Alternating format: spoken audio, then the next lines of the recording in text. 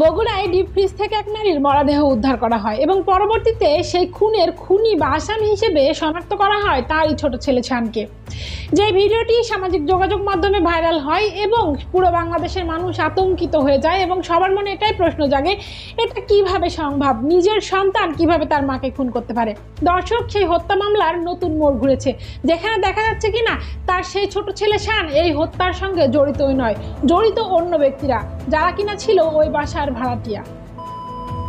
আসসালামু আলাইকুম দর্শক মন্ডলী, কেমন আছেন সবাই? আশা করছি সবাই ভালো আছেন। মুনতাজ স্টুডিও নতুন একটি ভিডিওতে আপনাদেরকে স্বাগত জানাচ্ছি। আমি তাসকিয়া। যারা নতুন আছেন তারা আমাদের চ্যানেলটিকে সাবস্ক্রাইব করুন, আর যারা অলরেডি সাবস্ক্রাইব করেছেন তাদেরকে অসংখ্য অসংখ্য ধন্যবাদ। দর্শক, এই ঘটনাটি পুরো বাংলাদেশের মানুষই জানে বলে আমার মনে হয়, যে বগুড়াতে নিজের ছেলের হাতে তার মা খুন হয়েছে এবং খুন করার পর সেই মায়ের ডেড বডিটাকে ছেলে ডিপ ফ্রিজের মধ্যে তুলে রেখেছে। কিন্তু এই ঘটনার সত্যতা এখন বের হয়েছে, ছেলে যে মাকে হত্যা করেছিল বা খুন করেছিল এই তথ্যটি সম্পূর্ণরূপে ভুল ছিল।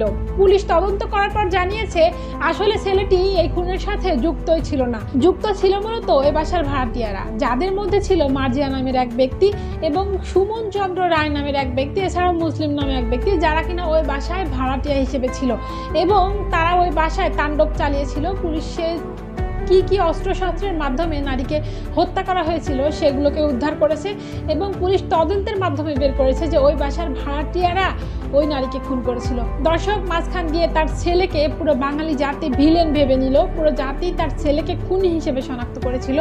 তবে এখন এতটুকু ভালো লাগছে, ওই নারী মারা গিয়েছে, এটা অবশ্যই দুঃখজনক বিষয়, কিন্তু এতটুকু স্বস্তি ফিরে আসবে মানুষের মনে যে সন্তানের হাতে মা খুন, এই বিষয়টি কতটা ভয়ানক, কতটা মর্মান্তিক, কতটা নির্মম ছিল সবাই সেটা বুঝতে পেরেছিল। এখন যখন সবাই জানতে পারবে যে ছেলের হাতে মা খুন হয়নি, নিশ্চয়ই মাটি মারা যাওয়ার পরেও সকলের মনে একটা স্বস্তি ফিরে আসবে এবং মানুষ নিজের সন্তানদেরকে আবার বিশ্বাস করতে পারবে। কেননা এই ঘটনাটি ঘটার পর অনেকের মনেই প্রশ্ন জেগেছিল আসলে পৃথিবীতে আমরা কার কাছে নিরাপদ।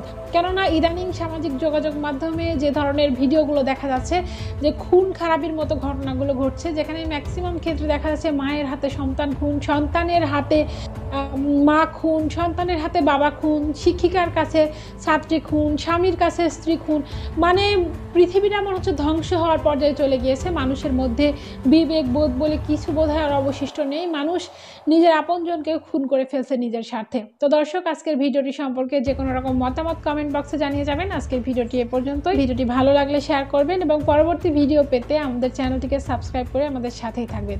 আজকের ভিডিও এ পর্যন্তই। সবাই ভালো থাকবেন, সুস্থ থাকবেন সেই কামনায়। আল্লাহ হাফেজ।